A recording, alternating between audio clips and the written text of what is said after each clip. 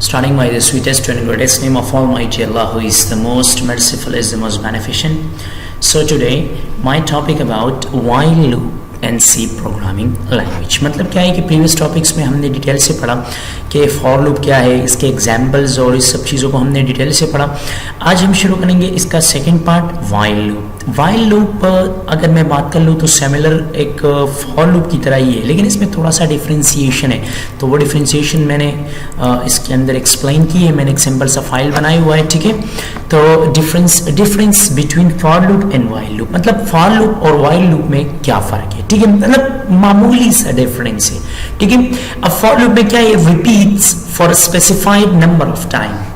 मतलब for loop हम वहां पे यूज करेंगे जो हमें स्पेसिफाइड पीरियड ऑफ टाइम का पता हो। मतलब क्या है कि हमें एक लूप को कब तक चलाना है, हमें इसके बारे में पता हो कि कब तक चलाना है और स्पेसिफाइड पीरियड ऑफ टाइम हमें पता हो, तो वहां पर हम फॉर लूप यूज करेंगे। ऑलवेज एग्जीक्यूट्स, मतलब क्या है कि कंप्यूटेशन लूप एटलीस्ट वंस। मतलब क्या है कि जब भी फॉर लूप को हम डिक्लेयर करें तो ये at least one time execute must होता है। एग्जीक्यूट मैं प्रिंट की बात नहीं कर रहा, मैं एग्जीक्यूट्स की बात कर रहा हूं। तो ये कम से कम one time must be execute, ये एग्जीक्यूट होगा, ठीक है। इसके अंदर हम use plus and minus, increment and decrement करते हैं। आप लोगों को पता है, प्रीवियस लेक्चर मैंने डिटेल से एक्सप्लेन किया है। इंक्रीमेंट ऑपरेटर की मदद से और डिक्रीमेंट ऑपरेटर की मदद से हम कोई वैल्यू को ऐड कर सकते हैं या कोई वैल्यू को सब्ट्रैक्ट कर सकते हैं। और इसके अंदर हम क्या यूज करते हैं, ब्रेक यूज करते हैं, या इसके अंदर हम कंटिन्यूस यूज करते हैं। ये आपके साथ जो है एस्केप सीक्वेंस है। इट मींस इसके अंदर हम क्या यूज करेंगे, जंप स्टेटमेंट के अंदर हम फिर ये डिटेल से पढ़ेंगे कि ब्रेक, कंटिन्यूस और इस तरह बहुत ज्यादा जंपिंग स्टेटमेंट से, गो टू वगैरह। तो इसी की मदद से हम अपनी लूप से स्केपिंग वगैरह कर सकते हैं या लूप को टर्मिनेट वगैरह कर सकते हैं, ठीक है। तो ये फॉर लूप का इस्तेमाल है। मतलब फॉर लूप हम वहां पे यूज करेंगे जो हमें स्पेसिफाइड पीरियड ऑफ टाइम का पता हो कि हमें इतनी टाइम्स इस लूप को रिपीट करना है, ठीक है। Will do computational loop only if while condition is meet. मतलब क्या है कि ये है व्हाइल लूप। व्हाइल लूप में ये है कि अगर फॉर एग्जांपल आपके साथ कंडीशन ट्रू है तो तब आपका लूप कंटिन्यूसली वर्क करेगा, और अगर आपका कंडीशन ट्रू नहीं है तो वन टाइम भी ये एग्जीक्यूट नहीं होगा। इसमें ये मेन डिफरेंशिएशन है कि ये normally at least one time execute होगा, लेकिन ये अगर कंडीशन गलत हो तो ये बिल्कुल आपके साथ एग्जीक्यूट नहीं होगा, ठीक है। Be careful to initialise while variable.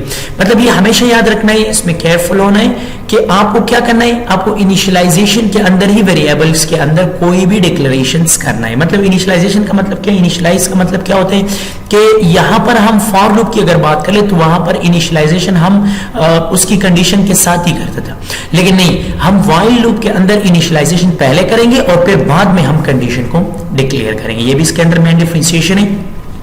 Can loop forever if while variable is not updated within loop।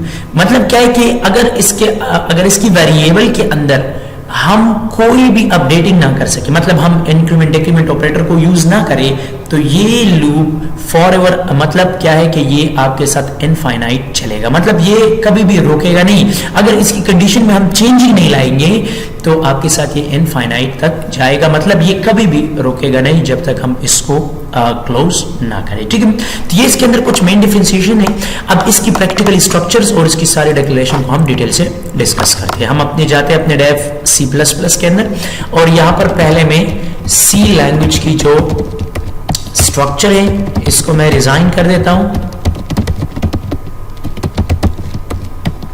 ठीक है। int मेन फंक्शन और इसके बाद यहां पे getch, ठीक है। यहां पर अब हम पढ़ेंगे while loop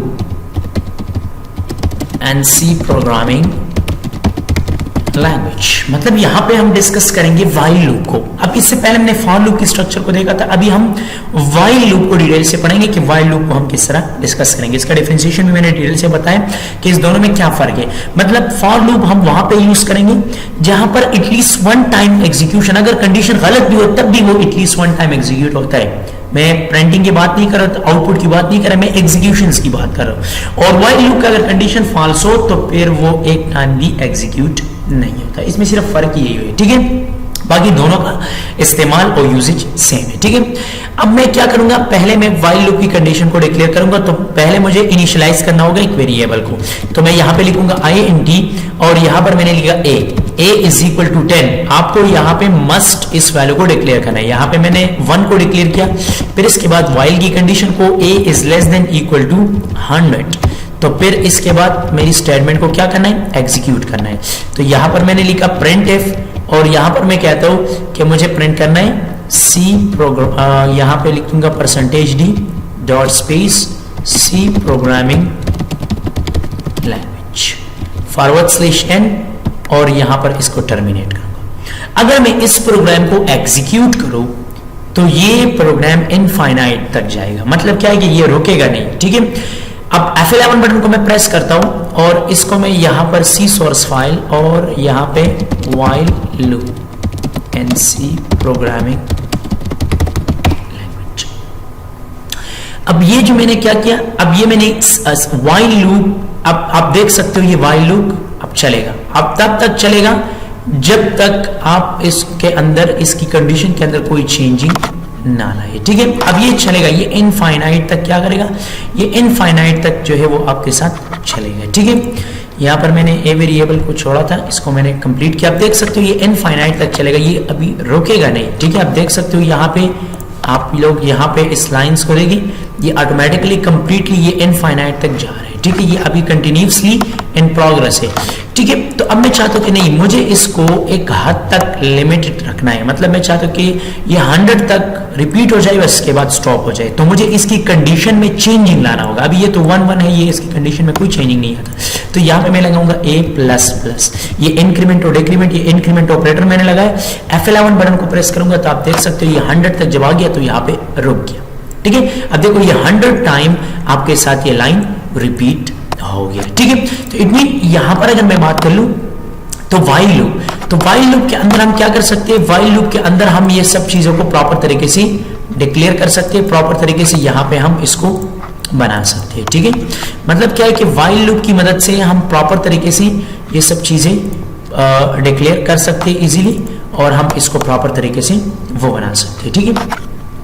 अब अगर व्हाइल लूप की कंडीशन को मैं गलत कर दूं, ठीक है, अगर फॉर एग्जांपल मैंने यहां पे लिखा 101, इसी कंडीशन अब रॉन्ग है, F11 बटन को प्रेस करूंगा तो देखिए आपके साथ बिल्कुल ना तो ये एग्जीक्यूट होगा और ना इसका कोई आउटपुट आपको स्क्रीन पे डिस्प्ले होगा, क्योंकि ये इस डिपेंडेंट कंडीशन, ये आपकी कंडीशन पे डिपेंड होता है। आपकी कंडीशन ट्रू हो तो आपको क्या मिलेगा, आपको रिजल्ट जो है वो ट्रू मिलेगा, ठीक है। तो ये व्हाइल लूप का क्या हो गया, ये व्हाइल लूप का एक बेसिक स्ट्रक्चर मैंने डिजाइन किया कि आप लोग व्हाइल लूप को किस तरह इस्तेमाल करेंगे, ठीक है।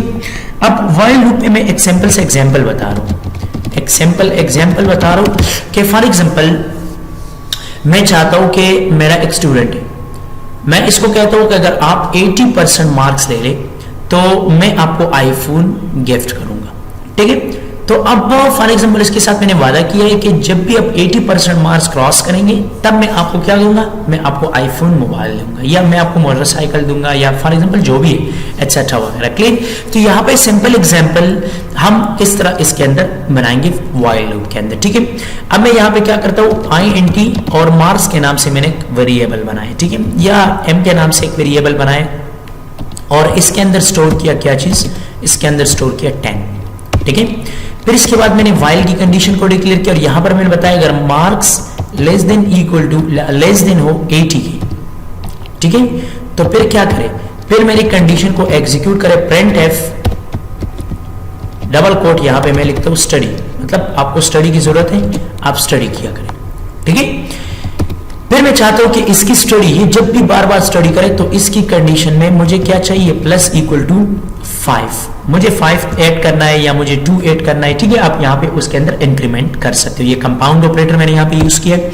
इसके बाद मैं क्या करता हूँ, मैं यहाँ पे लिखता हूँ printf और यहाँ पे मैं लिखता हूँ current marks %d /n comma और m को मैंने यहाँ पे डिक्लेयर किया।